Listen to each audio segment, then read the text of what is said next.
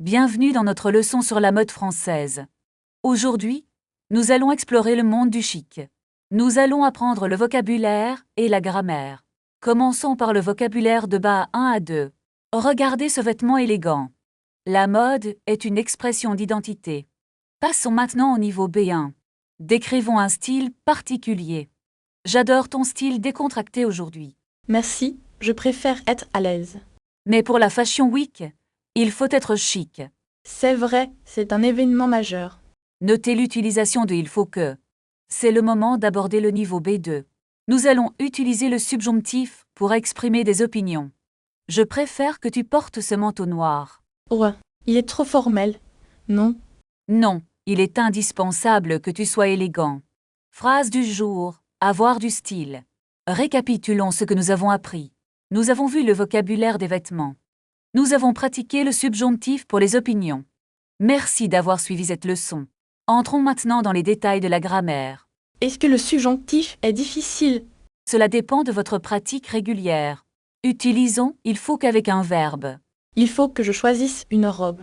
Exactement, vous avez utilisé le subjonctif. Essayons avec le verbe être. Il faut que tu sois très chic. Parfait. Et pour exprimer un souhait, on peut dire je souhaite que. Je souhaite que la mode change. Très bien. Maintenant, essayons je préfère que.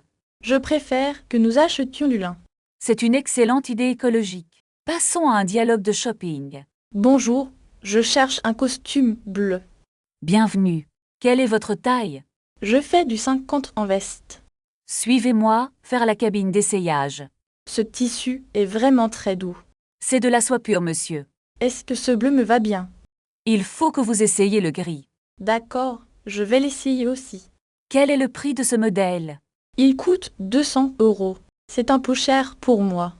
Nous avons une promotion aujourd'hui. Je vais prendre le costume bleu. Voulez-vous payer par carte? Oui, je paie par carte bancaire.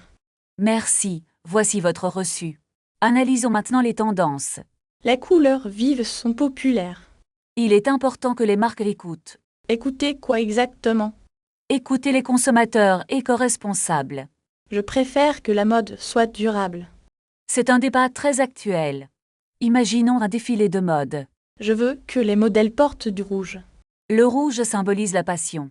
Il faut que la musique soit forte. Pour créer une atmosphère intense. Est-ce que le public sera impressionné? Je doute que ce soit simple.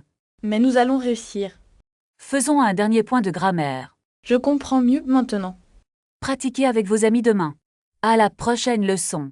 Commençons par une règle essentielle du subjonctif. Utiliser il faut que pour exprimer une obligation. Est-ce que le verbe change après que? Regardons la conjugaison du verbe être. Je veux que mon style soit unique. C'est une excellente phrase pour pratiquer.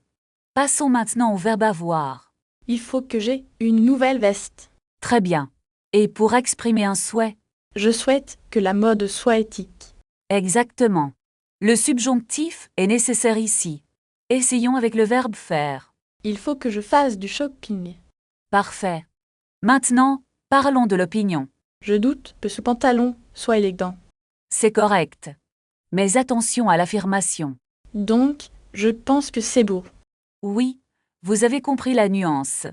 Pratiquons avec le verbe pouvoir. Il est possible que je puisse porter ça. Très bien utilisé.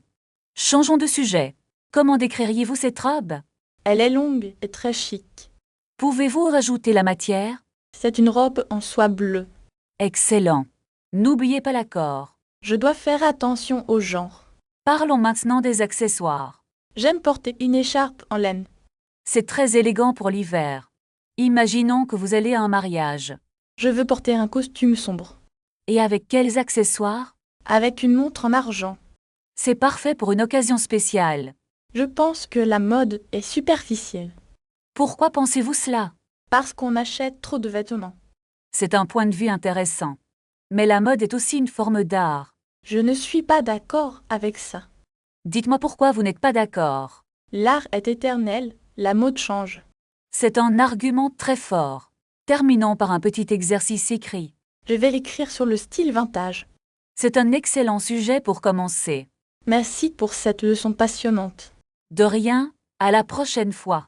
Pratiquez le subjonctif en décrivant votre tenue préférée dans les commentaires.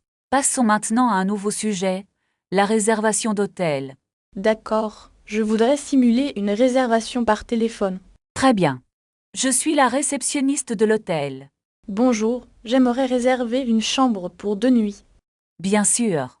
Pour quelle date souhaitez-vous venir? À partir du 15 juin, pour un séjour de 3 jours. Quel type de chambre préférez-vous? Je préférerais une chambre double avec vue sur la mer. Désolé, nous n'avons plus de chambre avec vue sur mer. Est-ce qu'il reste des chambres avec vue sur le jardin? Oui, il nous reste une chambre calme côté jardin. C'est parfait. Quel est le tarif par nuit? C'est 120 €, petit déjeuner inclus. Est-ce que le Wi-Fi est gratuit dans la chambre? Oui, la connexion est gratuite et illimitée. Très bien, je vais prendre cette chambre. D'accord. Puis-je avoir votre nom et votre numéro? Je m'appelle Marc Dupont et mon numéro est le 06 12 34 56 78. Merci. Comment souhaitez-vous régler la réservation? Je vais payer par carte bancaire à mon arrivée. C'est entendu. Vous recevrez un mail de confirmation. Merci beaucoup pour votre aide. Je vous en prie. Bonne journée. Analysons maintenant les expressions clés utilisées. Le verbe souhaiter plus formel que vouloir. C'est utile pour ne pas paraître trop exigeant. Exactement. Et n'oubliez pas l'utilisation de pour. Comme dans pour 2 nuits. Oui, c'est tout à fait ça. Imaginons maintenant un problème à l'hôtel. Par exemple, si la climatisation ne fonctionne pas. Très bon exemple. Comment le diriez-vous? Excusez-moi, mais la climatisation est en panne. C'est correct. Vous pouvez aussi dire ne fonctionne pas. Est-ce que vous pouvez envoyer quelqu'un? Oui, je vais envoyer un technicien immédiatement. Merci. Combien de temps cela va-t-il prendre? Environ 20 minutes. Je vous prie d'attendre. D'accord, j'attendrai dans le hall. Très bien. Nous avons terminé cette simulation. C'était très utile pour la vie réelle. Absolument. Préparez vos prochaines questions. Passons maintenant à la grammaire du passé composé. Est-ce que j'utilise toujours l'auxiliaire avoir? Non, certains verbes de mouvement utilisent être. Je comprends. Et pour le participe passé, Pratiquons avec une situation de voyage. j'ai acheté mon billet ce matin. Parfait. Et pour le mouvement? Le train est arrivé avec du retard. Très bien. Maintenant, imaginons un problème. Oh non, j'ai perdu mon passeport. Allez à la police pour un rapport. Où est le commissariat le plus proche? Tournez à gauche après la banque. Est-ce que c'est loin d'ici? Non, c'est à 5 minutes à pied. Merci. Je vais y aller maintenant. Revenons à la grammaire des pronoms. Je ne comprends pas bien l'ordre. Le pronom se place avant le verbe. Et dans une phrase négative. On dit « je ne vois pas ». C'est plus difficile que l'anglais. C'est normal. Pratiquez régulièrement. Pouvons-nous faire un exercice de restaurant? Bien sûr. Vous êtes le client. Une table pour une personne, s'il vous plaît. Suivez-moi. Voici votre menu. Quels sont les plats du jour? Nous avons un excellent saumon. Je vais prendre le saumon. Voulez-vous une boisson avec cela? Juste une carafe d'eau, merci. Très bien. Je vous apporte ça. L'addition, s'il vous plaît. Est-ce que vous payez par carte? Oui, je paye par carte. C'était un excellent repas. Merci beaucoup. À bientôt. Maintenant, passons à la grammaire des pronoms compléments. Si je demande « Est-ce que vous mangez le pain ?» Je ne sais pas comment répondre correctement. vous devez dire « Oui, je le mange ». Et pour une femme, on dirait « Je la mange ». Est-ce que les fonctionnent pour le pluriel? Exactement. Je les mange pour les pommes. Où est mon billet de train? Vous pouvez demander à l'employé « Est-ce que vous l'avez ?» Je cherche mes clés de chambre. Comment diriez-vous « Je les cherche » Je les cherche partout dans mon sac. Très bien.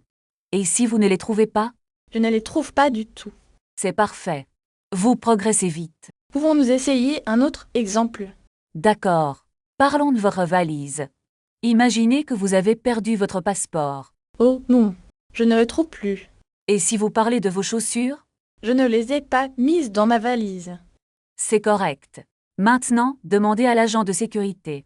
Est-ce que vous la voyez, ma valise? Très bien. Et si vous avez plusieurs valises? Je les cherche au comptoir des objets trouvés. C'est ça. Et si vous perdez votre passeport? Je dois le présenter à la police. Parfait. Et si vous perdez vos documents? Je les cherche dans mon sac à dos. Très bien. Maintenant, demandez l'aide d'un agent. Monsieur, est-ce que vous les avez? Excellent.